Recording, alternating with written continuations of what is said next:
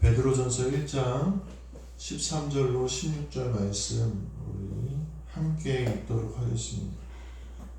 1장 13절부터 16절 말씀입니다. 우리 같이 읽겠습니다. 시작. 그러므로 너희 마음의 허리를 구미고 근신하여 예수 그리스도께서 나타나실 때에 너희에게 가져다 주실 은혜를 온전히 바랄지어다. 너희가 순종하는 자식처럼 전에 알지 못할 때에 따르던 너희 사육을 본받지 말고 오직 너희를 부르신 거룩한 이처럼 너희도 모든 행실에 거룩한 자가 되라. 기록되었을 때 내가 거룩하니 너희도 거룩할지어다 하셨느니라. 아멘. 할렐루야. 아멘. 네, 우리 한 주간 동안도 잘 지내셨죠? 우리 앞뒤적으로 한 번 더 보시면서 요즘에 코로나가 심하니까 멀리 떨어져서 사랑합니다. 잘 오셨습니다.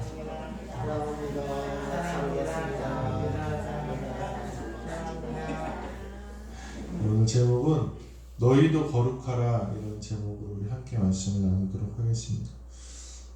사순절이 되면서 우리 거룩해야 됩니다. 구별돼야 됩니다. 이 기간을 잘 은혜를 사모하며 보내야 됩니다. 이렇게 말씀을 드리는데 거룩한 게 뭘까? 우리 한번 궁금하지 않습니까? 제가 어렸을 때가 아니라 저희 아이들이 어렸을 때 이제 막 태어났을 때 얼마나 예쁜지 몰라요. 그래서 교회에서 일을 하다가 집에 돌아가면 그 갓 태어난 아이를 보려고 막 아이한테 가려고 합니다. 근데 아이한테 가기 전에 절차가 있어요. 그냥 못 갑니다. 어떻게 해야 되죠? 손을 씻어야 돼요. 그래서 그냥 가려고 하면 막 뭐라 그래요. 저희 아내가. 그럼 가서 손을 씻고 또 미세먼지가 많은 날, 뭐 밖에서 먼지를 좀 만난 날은 손 씻어도 못 가요. 옷도 다 갈아입고 씻은 다음에야 비로소 아이를 만질 수가 있습니다. 들어가자마자 아이를 안고 싶지만 그럴 수가 없어요. 절차가 있습니다. 오늘 우리가 사순절을 거룩하게 보내야 된다 이렇게 이야기하고 있는데 이 거룩함이란 마치 손을 씻는 것과 마찬가지입니다. 구별되는 것, 또 깨끗한 것을 의미합니다. 이 구약시대에서부터 이 구별됨과 거룩함은 하나님께 나아가기 위한 조건이었습니다. 우리는 죄를 지었고 하나님의 뜻에 반대되며 살았기 때문에 하나님과 결코 함께할 수 없었습니다. 그래서 아담과 하와는 죄를 짓고 하나님으로부터 쫓겨났습니다. 왜 쫓겨났을까요? 죄 때문에 쫓겨난 거예요. 죄가 하나님과 함께 있을 수 없게 하기 때문입니다. 모세는 하나님과 만날 때에 하나님께서 모세에게 신을 벗으라고 하십니다. 왜냐하면 내가 선 곳은 거룩한 곳이니라 이렇게 말씀하세요. 신을 벗음으로써 하나님께 구별되어 거룩함으로 나아갔습니다. 이스라엘의 대제사장은 1년에 한 번 하나님의 언약궤가 있는 지성소로 들어갔는데 그냥 못 들어갔어요. 왜냐하면 죄가 있고 부정하면 거기 들어갔다가 죽기 때문이에요. 죽었어요.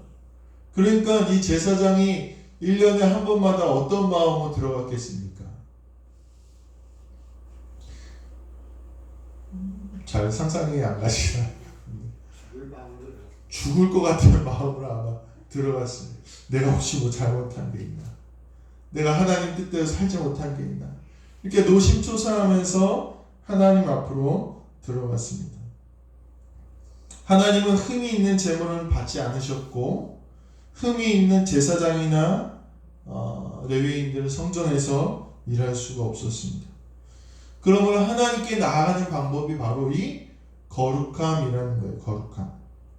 구별되어 하나님의 뜻대로 살고 거룩한 이들이 하나님과 동행하게 되고 하나님과 함께하는 것입니다. 그러므로 오늘 하나님께 나아가는 유일한 방법이 이 거룩함이라는 것입니다. 그러므로 우리가 거룩해야 된다는 거예요. 우리가 구별되어야 된다는 거예요. 그런데 우리가 거룩하고 구별될 수가 있습니까? 굉장히 힘든 일입니다. 아무리 우리가 노력을 한다고 해서 될 수 있는 일이 아닙니다. 왜냐하면 우리의 죄 때문입니다. 그럼 우리가 거룩해지기 위해서 누구를 붙들어야 되냐? 우리를 위해서 죄를 구원하신 예수 그리스도를 붙들어야 됩니다. 그분을 붙들고 그분을 의지하고 그 십자가의 은혜에 감사하며 은혜의 빚진 자의 삶을 살아가고 예수님을 닮아갈 때 비로소 우리는 거룩해진다라고 이야기할 수 있다는 것입니다. 이 거룩해진다라는 것은 우리가 하나님처럼 되는 것을 의미하지 않아요. 하나님도 우리에 대한 기대치가 그렇게 높지 않으십니다. 저도 요즘 저 자신을 좀 돌아보고 있는데 형편없는 것 같아요. 그래서 좀 마음이 요즘에 무거웠어요. 그런데 한편으로 생각해 보니까 하나님이 나에 대한 기대치가 그렇게 높지는 않으시겠구나라는 생각이 조금 위안이 되는 것 같아요. 오늘 우리가 하나님이 거룩해져라 이렇게 말씀하시는데 나와 동행하기 위해서는 너희가 구별되어야 된다 말씀하시는데 그것이 그렇게 엄격한 기준을 이야기하는 것이 아닙니다. 그저 우리는 은혜에 감사해서 예수님의 말씀대로 예수님의 모습대로 닮아가려고 하면 그것이 거룩한 삶이 되어진다는 것입니다. 비록 온전하지 않지만 그러기에 더욱더 예수님을 의지할 수밖에 없는 삶, 예수님만 붙드는 삶, 이것이 거룩한 삶임을 오늘 깨닫게 되시길 간절히 소망합니다. 그러므로 오늘 본문을 통해서 어떻게 하면 우리가 이 예수님을 닮아갈 수 있을까? 예수님을 붙잡을 수 있을까? 예수님을 의지하여 거룩함으로 주님 하나님과 동행할 수 있을까? 이 방법을 오늘 말씀을 통해서 우리 함께 나누게 되시기를 바랍니다. 아멘. 첫 번째로 우리가 거룩해지기 위해서는 오늘 본문은 뭐라고 얘기하냐? 마음의 허리띠를 매라 이렇게 이야기하고 있습니다. 뭐를 하라고요? 마음의 허리띠. 마음의 허리띠를 매라 이렇게 이야기하고 있습니다. 얼마 전에 동계올림픽이 끝났습니다. 다들 보셨습니까? 네. 안 보셨어요?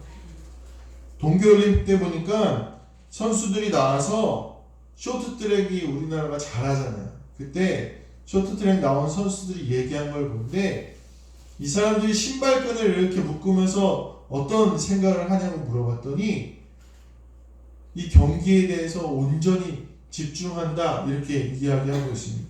이게 하나의 의식이라는 거예요. 이 끈을 묶으면서 내가 꼭 이겨야겠다 이 전의를 다지는 게 오늘 이 신발끈을 묶는다 이렇게 얘기를 하더라고요.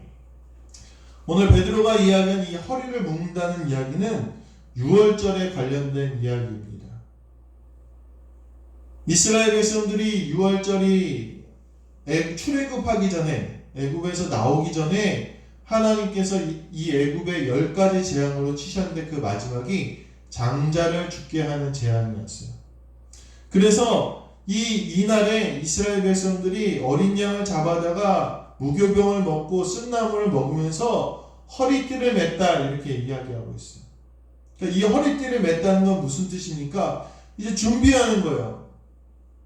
하나님이 역사하시면 내가 이 애굽 땅을 벗어나서 하나님이 약속하신 땅으로 나아가겠다. 이 결단과 준비하는 게 바로 이 허리를 묶는다라는 표현이라는 거예요. 즉 우리가 예수님을 닮고 거룩해지기 위해서 뭐가 있어야 되냐? 이 준비하는 것, 결단하는 것. 내가 이 밤이 지나면 하나님의 사자가 우리 집을 지나가면 하나님이 우리를 애굽에서 나오게 하시면 내가 그 말씀대로 가겠다. 이렇게 결단하는 게 바로 이 허리를 동인다라는 뜻이라는 것입니다. 오늘 우리가 예수님을 닮기 위해서 거룩해지기 위해서 구별되기 위해서는 우리의 결단이 필요하다는 거예요. 결단. 이제 내가 오늘 교회가 예배를 마치고 나면 또 어디로 가세요? 집으로 가실 거 아니에요. 집으로. 또 내일부터 월요일이 되어서 또 한 주간 살아가실 거 아니에요. 근데 오늘 우리가 이 허리띠를 여기서 딱 매서 야 내가 이제 이 교회를 나서면 내가 예수님 닮아야지, 거룩해져야지, 구별돼야지, 이 결단이 없이는 우리가 예수님을 닮는 거룩한 삶을 시작할 수 없다는 것입니다. 이 결단을 위해서는요 많은 고민도 있어야 되고 희생도 있어야 되고 마음에 굳은 그런 다짐이 있어야 됩니다. 이번에 러시아랑 우크라이나랑 전쟁을 했어요. 전쟁을 하고 있어요. 지금 아주 끔찍한 일이 일어났습니다. 그런데 우리나라에 이근 대위라는 사람이 이제 제대한 사람인데 이 사람이 우크라이나로 떠났다고 해요. 그는 가면서 자신이 만약에 살아도록 전쟁을 나가니까 이제 죽을 수도 있잖아요.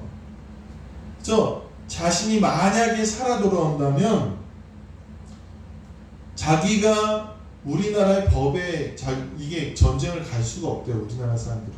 그리고 또 외교부에서 출입 금지 국가로 지정했기 때문에 가면 처벌을 받게 된다 그래요. 또 전쟁에 참여해서 누군가를 거기서 죽이고 폭파하게 되면 거기에 대한 처벌이 꽤 무겁다고 합니다. 이 사람이 가면서 그렇게 얘기를 하는 거예요. 내가 만약에 살아온다면 내가 지금 우크라이나 사람들을 위해서 전쟁을 치르러 가는데 만약 내가 살아 돌아온다면 내가 그 모든 책임을 지겠다 이런 얘기를 했다는 거예요. 죽을 수도 있어요. 죽을 수도. 운 좋게 살아 돌아온다고 해도 거기에 대한 처벌이 무겁습니다. 손해뿐이에요. 저는 그 기사를 보면서 그 사람 좋은 사람인지 나쁜 사람인지는 잘 모르겠는데 대단한 사람이다 이런 생각이 들었어요. 왜 대단합니까? 손해뿐이에요. 운 좋으면 살아 돌아오는 거고 살아 돌아와도 우리나라에서 처벌받는데 얼마나 고민이 많았겠습니까? 그런데 그가 마음을 결단하고 전쟁터로 떠났다는 거죠. 저는 이 모습을 보면서 우리가 그의 범법 행위를 담자 이게 아니라 그의 마음가짐을 오늘 우리가 닮아야 된다고 생각합니다. 오늘 우리가 하나님의 말씀대로 사는 것, 예수님의 거룩한 모습을 닮아가는 삶에는요 당연한 불이익이 있고 손해가 있고 어려움이 있습니다. 이유 없이 사랑해야 되고 이유 없이 용서해야 되고 희생해야 됩니다. 근데 우리가 그것을 위한 마음의 다짐은 없다는 거예요. 이 손해를 감수하고도 내가 주님 닮아가려는 이 마음의 다짐이 없기 때문에 우리는 그렇게 살아갈 수가 없다는 것입니다. 그래서 오늘 우리가 결단이 필요합니다. 마음의 허리를 동이는 우리의 시간이 필요하다는 것입니다. 그것을 알고 고민하고 그 고민 가운데 결단하지 않으면 오늘 우리가 거룩한 삶, 구별된 삶, 예수님을 닮은 삶을 살아갈 수가 없다는 것입니다. 오늘 이 예배를 마치고 이 성전을 나가시면서 우리 성도님들 한 주간의 삶을 결단하시게 되길 바랍니다. 내가 무슨 일이 있어도 어떤 손해가 있어도 내가 예수님을 닮은 삶, 말씀대로 살아가는 삶, 구별된 삶을 살아가겠다는 결단이 있을 때 오늘 우리 성도님들은 진짜로 예수님을 닮아가시고 구별되시고 거룩한 삶을 살아가게 되실 줄로 믿으시게 되길 간절히 소망합니다. 두 번째로 오늘 본문은 근신하라 그렇게 이야기하고 있습니다. 근신하라. 이 근신의 원어의 의미 단어를 쭉 찾아보니까 술 취하지 않고 정신을 차리다 이런 의미가 있습니다. 즉 다시 얘기하면 자칫 해이해질 수 있는 마음, 넘어질 수 있는 마음을 조심하라는 거예요. 유혹이나 나쁜 마음, 죄악의 마음을 경고하고 경계하라는 마음입니다. 그러니까 우리가 거룩하게 살기 위해서는 내 유혹과 사단의 유혹과 우리를 넘어뜨리려고 하는 것을 뭐 해야 된다고요? 경계해야 된다. 근신해야 된다는 거예요. 제 친구가 다이어트를 한다고요. 몸무게가 많이 늘었더라고요. 그래서 제가 응원하는 차원에서 그래 나도 다이어트를 하겠다. 저도 몸무게가 많이 늘었거든요. 몸 회복하고 뭐 이러더라고. 몸이 많이 쪘습니다. 그래 보이죠? 그렇지 않으세요? 약간 얼굴도 피둥피둥해지고 그랬는데 저도 이제 다이어트를 하려고 했습니다. 근데 원통에 나갔다가 원통에 아이스크림 할인 매장이 있어요. 아세요? 되게 싸요 거기가. 그래서 저희 아이들과 아이스크림을 샀어요. 제가 초코 아이스크림을 좋아해요. 그래서 초코 아이스크림 샀더니 저녁만 되면 그걸 꺼내 먹는 거야. 그러니까 이게 제가 초콜릿을 좋아해요. 초콜릿을. 그러니까 이게 집에 있으니까 먹는 거예요. 지금. 집에 없으면 안 먹을 텐데 이거 집에 놔두니까 생각이 나요. 맨날 사무실 갈 때 뭐 책 보고 뭐 성경 말씀 준비하고 사무실 갈 때 그걸 이렇게 하나씩 꺼내가지고 가는 거예요.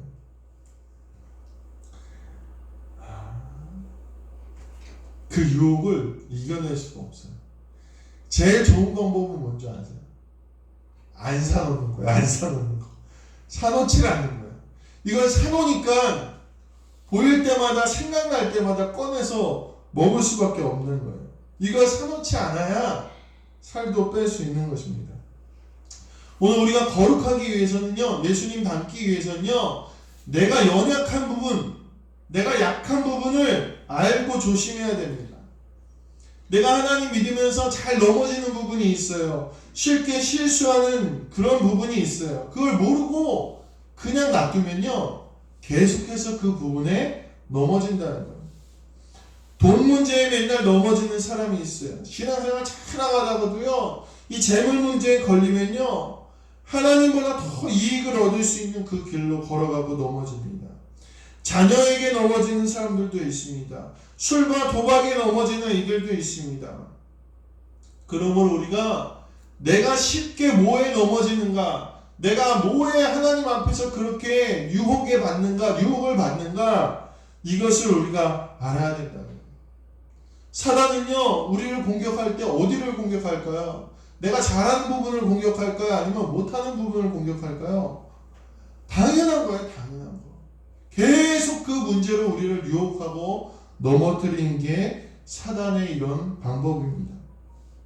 대비하지 않으면 매번 넘어지고 쓰러질 수밖에 없다는 것입니다. 예를 들어서 내가 새벽 예배를 잘 드리겠다 그렇게 결단했다고 합시다. 그런데 내가 매일매일 늦게까지 TV 보는 그런 습관이 있어요. 제 얘기라는 건 아니고요. 아무튼 그렇다고 해요. 그러면요, 아무리 결단해도요, 한두 번 예배 드리고 나면요, 그 다음부터는 못 드립니다. 왜냐면요, 체력의 한계도 있고 육신의 한계도 있기 때문입니다. 우리가 그 결단을 우리가 하기 위해서는, 이루기 위해서는 새벽 예배를 잘 드리겠다는 결단을 실제적으로 이루기 위해서는 늦게까지 TV 보는 습관을 버려야 돼요. 그걸 버리지 않으면 결코 새벽 예배 드릴 수 없는 거예요. 내 약점, 내 연약한 부분을 내가 조심하고 주의하고 경계하지 않으면 우리는 거룩한 삶, 예수님을 닮아가는 삶을 따라갈 수 없다는 것입니다. 오늘 내가 쉽게 유혹받고 넘어지는 것이 무엇인지 한번 돌아보시게 되길 간절히 소망합니다. 돈인지, 명예인지, 자녀인지, 인간관계인지 먼저 알고 준비하고 대비하여 결단한다면 오늘 우리는 쉽게 유혹으로 인해 거룩하게 살지 못하는 것을 이겨낼 수 있을 줄 믿으시게 되길 간절히 소망합니다. 그래서 첫 번째는 결단하고 두 번째는 근신해야 된다는 거예요. 마지막 세 번째는요, 따라서 해보실까요? 은혜를 온전히 바랄지어다. 오늘 우리가 거룩하게 살기 위해서는 은혜를 바라는 마음이 필요하다는 거예요. 이 은혜라고 번역된 원어는요, 예수님의 때, 예수님의 재림을 의미합니다. 그러므로 은혜를 온전히 바란다는 건 뭐냐면요, 예수님이 이 땅에 다시 오셔서 나에게 주실 상급, 나에게 주실 선물을, 하나님 나라를 기대하는 마음으로 살아갈 때, 그 상급을 바랄 때 우리가 이 거룩한 삶을 살아갈 수 있다는 것입니다. 주님이 다시 오셔서 고난을 견딘 성도에게 하나님의 영광에 동참하게 하심을 믿게 되시길 간절히 소망합니다. 아멘. 그동안의 눈물을 닦아주시고 보답해 주신다는 것을 믿게 되시길 바랍니다. 오늘 베드로는 이걸 기대하라고 말씀하고 있다는 것입니다.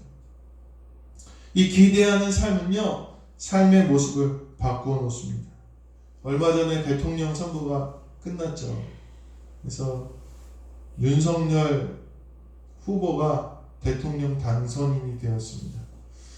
처음에 제가 그분께서 당선될 때, 당선이 아니라 후보에 나올 때 모습을 기억해요. 그때는 머리도 저처럼 했어요. 저처럼.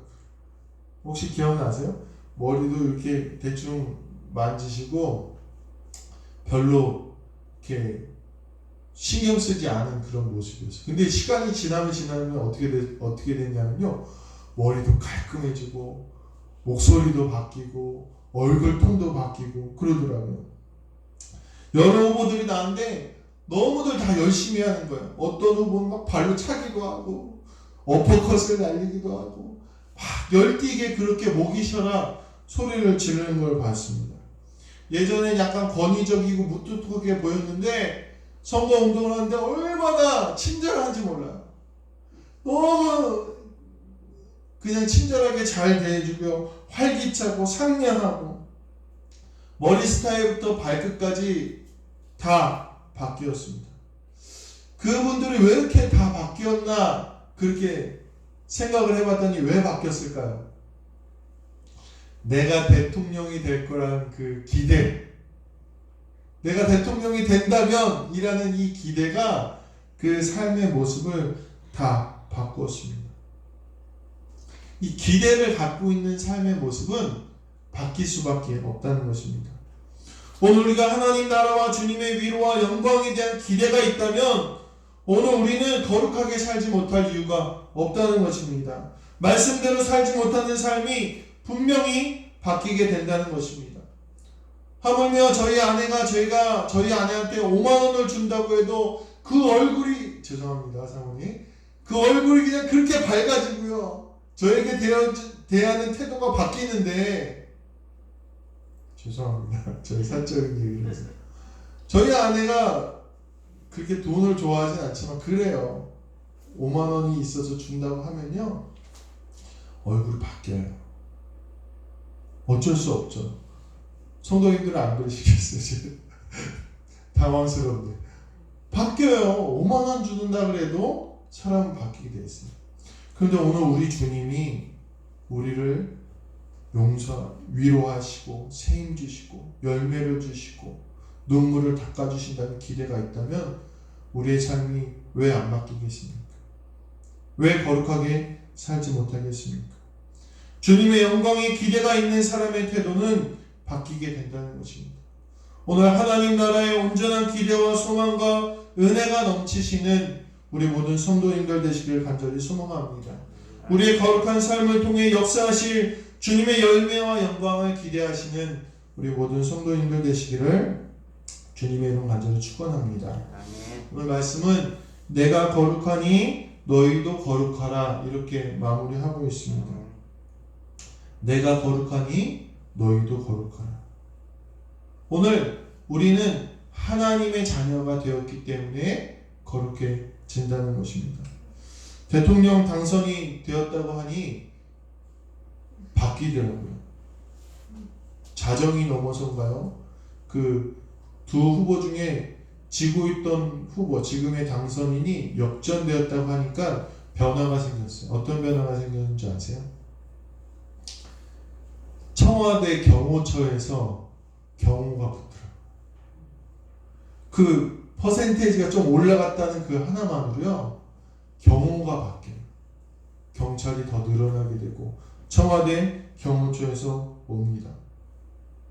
이 대통령 당선인의 신분이 되면요, 장관들의 보고도 받는다고 해요. 그러니까 거의 대통령에 준하는 그런 예우를 받게 된다. 그러니까 신분이 바뀌게 되면요, 삶도 바뀌게 된다는 것입니다. 오늘 우리도 신분이 바뀌었습니다. 오늘 우리가 예전에 그런 내가 하나님을 알지 못하는 삶에 사는, 하나님을 알지 못하는 사람이 아니라 하나님을 믿고 예수님을 믿고 그 삶이 하나님의 자녀의 삶으로 바뀌었기 때문에 오늘 성경에 내가 거룩하니 너희도 거룩하라 이렇게 말씀하고 계시다는 것입니다. 오늘 우리가 하나님의 거룩함으로 우리가 거룩함으로 하나님과 함께하면 오늘 우리는 하나님의 인도를 경험하게 됩니다. 다윗이 시편 35편에서 이렇게 고백합니다. 불의한 증인들이 일어나서 내가 알지 못하는 일로 내게 질문하며 내게 선을 악으로 갚아 내 영혼을 괴롭게 하나. 나는 그들이 병들었을 때에 굵은 베옷을 입으며 금식하며 내 영혼을 괴롭게 하였더니 내 기도가 내 품으로 돌아왔도다. 저는 왜 하나님이 그렇게 다윗을 사랑하시고 용서하시고 함께 하셨는가? 그와 동행하셨는가?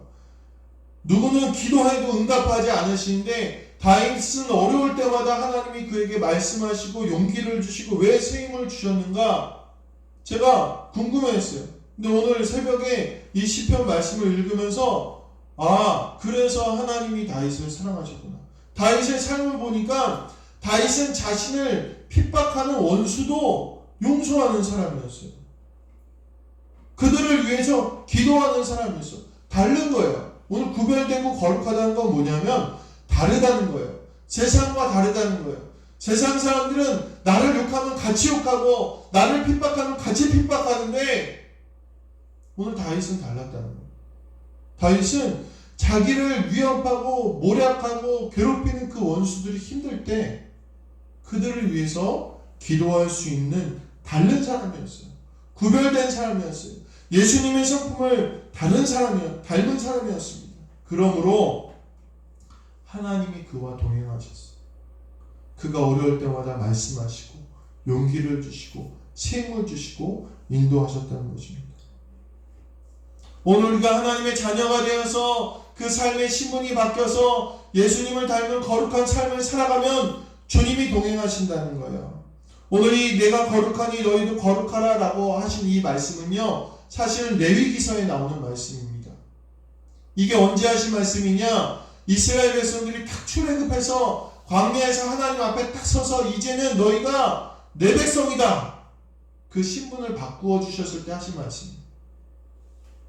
너희가 내 백성이 되어서 나처럼 거룩한 삶을 살려고 하면 내가 너와 동행하겠다는 거예요. 실제로 이스라엘 백성들이 이 광야에서 하나님과 동행했을 때 거룩한 삶으로 주님 닮아가며 그 하나님과 동행했을 때는 이겼어요. 그러나 그들이 하나님의 은혜를 잊어버리고 자기들 멋대로 살 때는요, 하나님이 그들을 버리셨습니다. 가나안 땅에 못 들어가게 하셨어요. 오늘 이 말씀은요, 오늘 우리가 하나님의 자녀가 되었다면 우리가 이 거룩한 삶을 살아가려고 애써야 된다는 걸 우리에게 말씀하고 있다는 것입니다. 이 거룩함의 길은 힘들 수 있습니다. 어려울 수 있습니다. 큰 결단이 필요하고 내 연약함을 지켜야 되고 하나님 나라의 소망을 품고 살아가야 됩니다. 그러나 내가 거룩하니 너희도 거룩하라는 주님의 말씀이 우리의 삶에 이루어졌을 때는 주님이 우리와 동행하시고 함께 하신다는 사실을 잊지 마시게 되길 간절히 소망합니다. 그럼 오늘 이 예배가 마치고 또 세상으로 나가는 우리 성도님들 이 한 주간 예수님을 닮아가시며 하나님의 말씀대로 살아가시는 거룩한 삶을 살아가시길 바랍니다. 결단하시고 내 연약함을 돌아보시고 하나님 나라의 소망을 가지시며 이 거룩한 삶을 우리가 애쓰며 노력하며 몸부림치며 살아갈 때에 오늘 하나님은 우리 성도님들과 동행하십니다. 인도하십니다. 역사하십니다. 이 사실을 믿으시고 한 주간도 거룩한 삶으로 주님과 동행하시는 우리 모든 성도님들 되시기를 주님의 이름으로 간절히 축원합니다. 기도하시겠습니다. 은혜와 사랑이 많으신 주님 감사합니다. 우리가 주님의 자녀라고 하지만, 주님의 백성이라고 하지만 하나님의 거룩함을 담지 못하고 예수님의 그 아름다운 삶을 닮아가지 못했음을 이 시간 고백합니다. 우리에게 결단이 없었고 우리의 연약함을 내버려 두었으며 하늘에 대한 소망, 하나님 나라의 소망을 갖지 못하고 기뻐하지 못했음, 기대하지 못했음을 이 시간 고백합니다. 오늘 말씀을 통해 우리의 마음 깊이 깨닫게 하시고 이제로부터 오직 예수 그리스도를 닮아가는 거룩한 삶을 살아갈 수 있는 우리 모두가 되게 하여 주셔서 하나님과 동행하게 하여 주시옵소서. 이 어려운 시기 주님과 동행하지 않으면 우리가 어떻게 하겠습니까? 우리가 주님을 닮은 거룩함으로 하나님과 동행하며 이 힘든 시기 주의 은혜로 사명 감당하며 지날 수 있도록 역사하여 주시옵소서. 감사드리며 우리 주 예수 그리스도의 이름으로 기도하옵나이다. 아멘.